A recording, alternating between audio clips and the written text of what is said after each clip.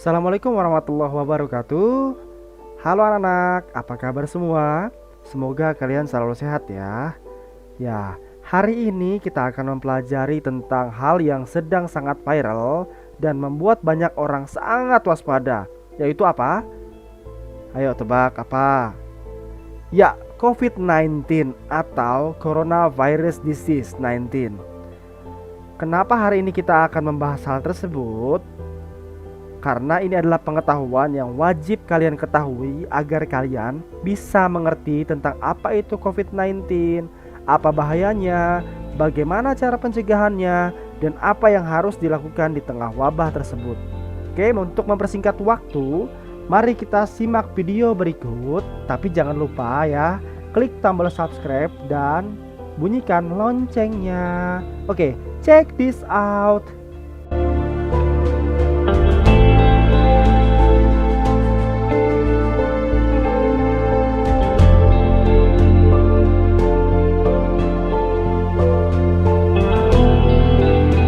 Virus corona adalah virus yang saat ini tengah banyak diperbincangkan karena penyebarannya yang sangat cepat. Hingga saat ini, virus corona sudah menginfeksi hingga 152 negara. Wah, luar biasa. Termasuk Indonesia loh ya. WHO bahkan sudah meningkatkan status COVID-19 menjadi pandemi. Ya, sebelum kita masuk ke apa itu corona, kalian perlu paham dulu apa itu pandemi. Dr. Rebecca Fisher, asisten profesor epidemiologi di Texas A&M University menjelaskan kondisi penyebaran penyakit terbagi atas tiga, yaitu wabah, epidemi, dan pandemi. Ini perbedaan ketiga definisi berikut menurut Fisher. Yang pertama adalah wabah. Wabah itu kejadian kecil tetapi tidak biasa. Lalu epidemi lebih besar dan menyebar. Lalu pandemi yang sekarang adalah penyebarannya si COVID-19 internasional dan di luar kendali, makanya luar biasa korban yang berjatuhan.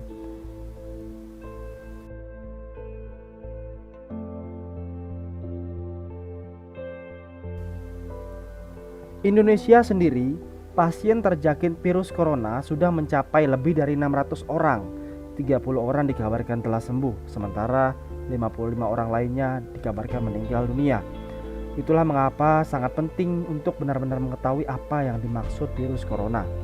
Menurut penjelasan dari situs WHO, coronavirus adalah keluarga besar virus yang dapat menyebabkan penyakit pada hewan atau manusia. Pada manusia, beberapa coronavirus diketahui menyebabkan infeksi pernapasan mulai dari flu biasa, hingga penyakit yang lebih parah seperti Middle East Respiratory Syndrome atau MERS dan Severe Acute Respiratory Syndrome atau SARS. Virus corona yang paling baru ditemukan menyebabkan penyakit COVID-19. Jadi perlu kalian ketahui bahwasanya virus COVID-19 yang sekarang sedang mewabah ini adalah virus corona yang sudah bermutasi, sehingga tipe virusnya adalah virus terbaru yang mana obatnya masih belum ditemukan hingga sekarang. SARS-CoV-2 melansir dari WHO, SARS-CoV-2 adalah nama virus yang sudah menyebabkan penyakit COVID-19. Nama tersebut diberikan oleh Coronavirus Study Group CSG dari Komite Internasional untuk Taksonomi Virus atau International Committee on Taxonomy of Virus ICTV pada tanggal 12 Februari 2020. COVID-19. Organisasi Kesehatan Dunia WHO memberi nama COVID-19 yang merupakan nama penyakit yang disebabkan virus corona atau virus SARS-CoV-2. Nama ini diumumkan Dirjen WHO Tedros Adhanom Ghebreyesus pada 11 Februari 2020 di Jenewa, Swiss.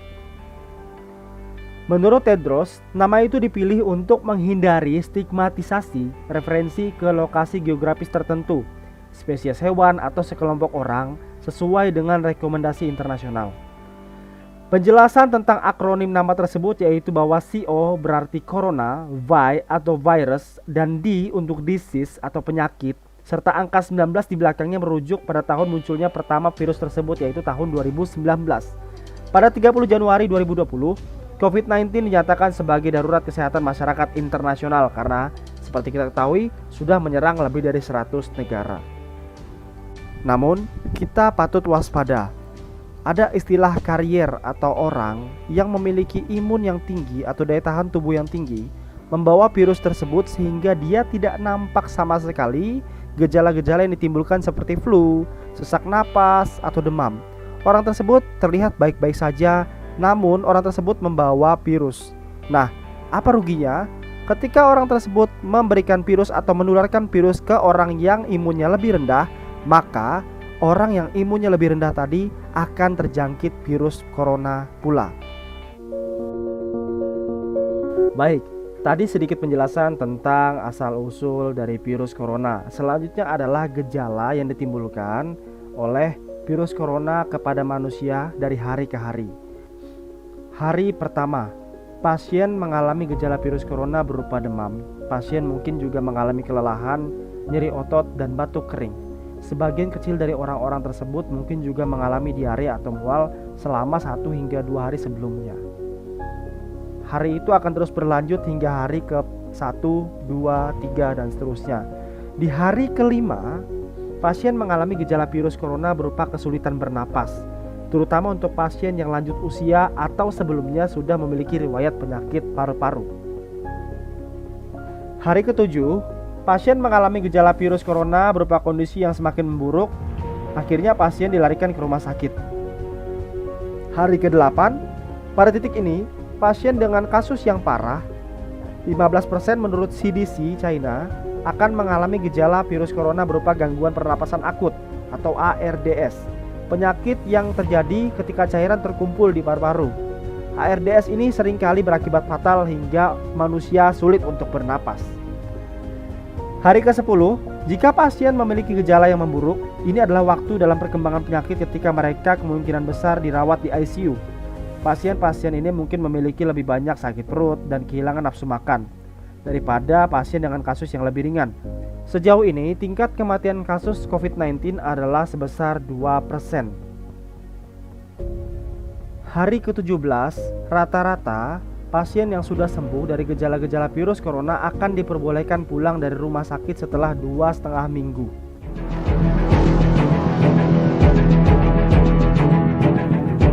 Ya, selanjutnya akhir-akhir ini kita seringkali mendengar istilah ODP, PDP, suspek, lockdown, KLB, social distance, lalu ada masker N95 dan lain-lain. Nah, selanjutnya akan Bapak jelaskan apa makna-makna dari hal-hal tersebut. ODP. ODP adalah singkatan dari orang dalam pemantauan. Menurut juru bicara pemerintah untuk penanganan corona, Ahmad Yuryanto, orang yang berstatus ODP belum menunjukkan gejala sakit. Akan tetapi, orang ini sempat bepergian ke negara epicentrum virus corona atau sempat melakukan kontak dengan orang yang diduga positif corona, sehingga harus dilakukan pemantauan. PDP. PDP atau pasien dalam pengawasan adalah orang yang menunjukkan gejala COVID-19 seperti demam, batuk, pilek, dan sesak napas. PDP setingkat di atas ODP, sehingga PDP harus betul-betul dilakukan pengawasan dengan baik karena sudah menjadi pasien. Suspek. Suspek adalah pasien yang sudah menunjukkan gejala terjangkit corona dan juga diduga melakukan kontak dengan pasien positif COVID-19. Pasien suspek COVID-19 akan diperiksa spesimennya menggunakan 2 metode, yakni polymerase chain reaction atau PCR dan genome sequencing. Lockdown. Lockdown, melansir dari Cambridge Dictionary, adalah situasi di mana orang tak diperbolehkan untuk masuk atau meninggalkan sebuah bangunan atau kawasan dengan bebas karena alasan sesuatu yang darurat. Sebuah langkah untuk menghentikan penyebaran virus corona. Bahkan beberapa negara menerapkan lockdown atau penutupan kota seperti China, Italia, Denmark, Filipina, Irlandia, dan yang terbaru ini adalah Malaysia. KLB. KLB merupakan singkatan dari kejadian luar biasa. Melansir dari Peraturan Menteri Kesehatan RI Nomor 82 Tahun 2014 mengenai penanggulangan penyakit menular, KLB adalah timbulnya atau meningkatnya kejadian kesakitan atau kematian yang bermakna secara epidemiologi pada suatu daerah dalam kurun waktu tertentu dan merupakan keadaan yang dapat menjurus kepada terjadinya wabah. Beberapa daerah yang menerapkan KLB karena virus corona diantaranya Jakarta, Solo, Tangerang, Depok, dan Banten. Social distance. Social distance adalah istilah lain untuk menyebut jaga jarak. Melansir dari Forbes, social distance adalah strategi kesehatan masyarakat yang berusaha mencegah atau memperlambat penyebaran patogen infeksi seperti virus. Hal ini termasuk metode apapun yang digunakan untuk menjaga orang secara fisik terpisah satu sama lain. Karena kedekatan fisik memungkinkan adanya patogen yang berpindah dari satu tubuh ke tubuh lain, baik itu medianya udara atau bahkan benda-benda mati.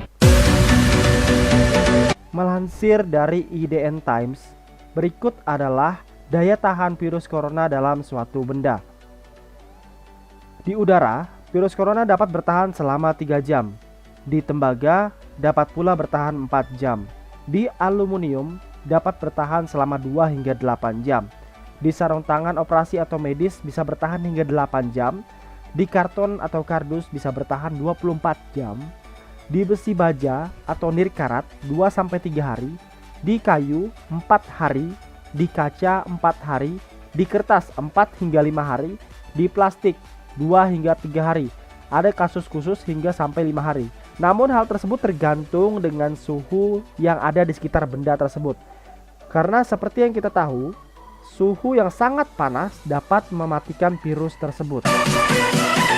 Baiklah, tadi kita sudah membahas tentang apa itu virus corona, apakah berbahaya atau tidak, dan juga istilah-istilah yang sering kita dengar, dan serta bagaimana daya tahan virus corona dalam benda mati. Nah, selanjutnya adalah kita akan membahas tentang bagaimana cara kita mencegah penyebaran virus corona agar tidak terus mewabah seperti sekarang ini. Cara yang terpenting untuk mencegah infeksi COVID-19 atau virus corona adalah dengan menjaga kesehatan dan kebersihan. Seperti dikutip dari WHO, rekomendasi dasar untuk mencegah penyebaran infeksi adalah dengan mencuci tangan secara teratur menggunakan sabun, menutup mulut dan hidung ketika batuk atau bersin, dan memasak daging dan telur hingga matang. Selain itu, hindari kontak langsung dengan siapapun yang menunjukkan gejala virus corona seperti sesak napas, batuk, dan bersin. Karena pemerintah kita sudah menganjurkan social distance dan juga memerintahkan kita apabila tidak terlalu penting jangan keluar rumah. Hal tersebut bertujuan untuk apa? Yaitu untuk memutus mata rantai dari penyebaran virus corona.